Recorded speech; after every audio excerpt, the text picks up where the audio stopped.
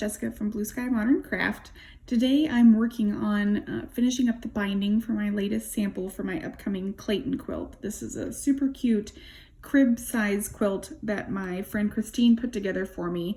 And as I was working on the binding, I was kind of inspired by the look of the quilt itself. When I do big stitch binding, I often like to add little extra flourishes to it. I've got a tutorial on my blog for a heart addition to big stitch binding, as well as what I call stick and stitch binding, which is just kind of a different running stitch look on binding. But this particular quilt, which you'll see when the sample is done, with the placement of the colors, has kind of the feel of a butterfly. And when I had my friend Lilo of Trace Creek Quilting long arm quilted, I selected this firefly pattern or panto that I thought was just super cute and fun, and would be just a great idea for a children's quilt. So when I started working on the binding, I thought, well, maybe I can make a little something that would harken back to that butterfly, firefly sort of look and add that in. And so I figured out this little stitch here that I thought was super cute, that could certainly work as a butterfly, a firefly, a bow if you wanted something less insect specific, or just a fun little what have you. And so I thought I'd put together a quick tutorial to show you how to add it. So if you are familiar with big stitch binding, it is typically just a running stitch using pearl cotton or embroidery thread or sashiko thread along the outside of your binding. It is meant to kind of bring attention to the binding instead of fading away like a standard whip stitch might. This really is meant to show off your stitches and can be a chance to add a fun color or just a certain look to your quilt instead of kind of fading away. So you'll do your typical running stitch. You can see over here where I left off. You just do your running stitch until you're ready to add one of your butterflies. So you'll take the stitch just like you normally would and bring the needle out.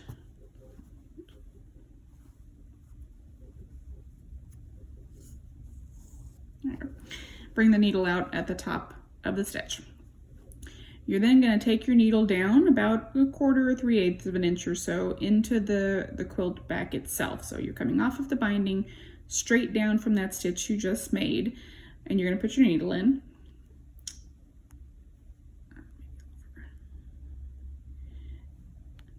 And then take it diagonally up and across about a 1/2 inch or so from where you came out of the binding before, but at the same height.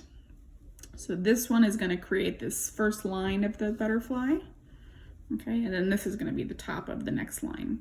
So now you're going to come back down that same 1/4 inch, 3/8 of an inch or so into the back of your quilt, and be sure when you're doing it, you check just to make sure you're not going through the front of the quilt. You just want it to go through the backing and the batting. So you're going to take that same line straight down, same distance across.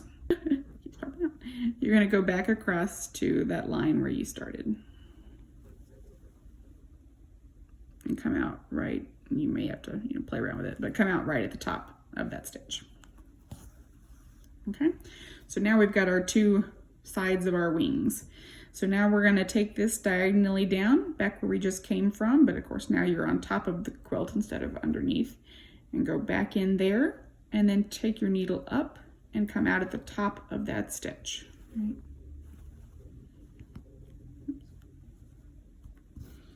Okay, so now we've got one part of our wings. Now we're going to come down to this bottom one here.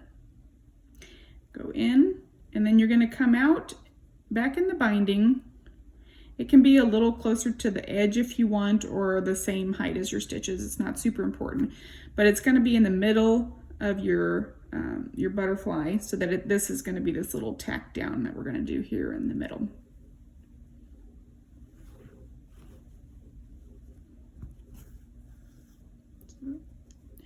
So then you're going to come back down. You probably don't want to go all the way down to the bottom of your wings, more like kind of just a little below that center cross. And then when you do, you're going to take your needle back up to your binding and come out where you're going to have your next running stitch begin again.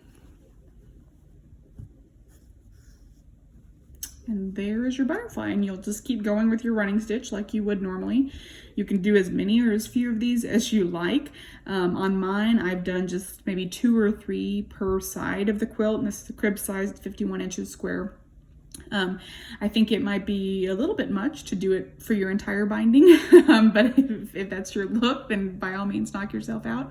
But I think it's fun to just kind of scatter them around, and then it becomes kind of like a fun little thing when you come across them. You're like, oh, look at my little butterflies. So anyways, I hope you give it a try. It's super easy and fun to do, no marking needed, and it just is another little special touch that you can add to your quilts. Have a great day.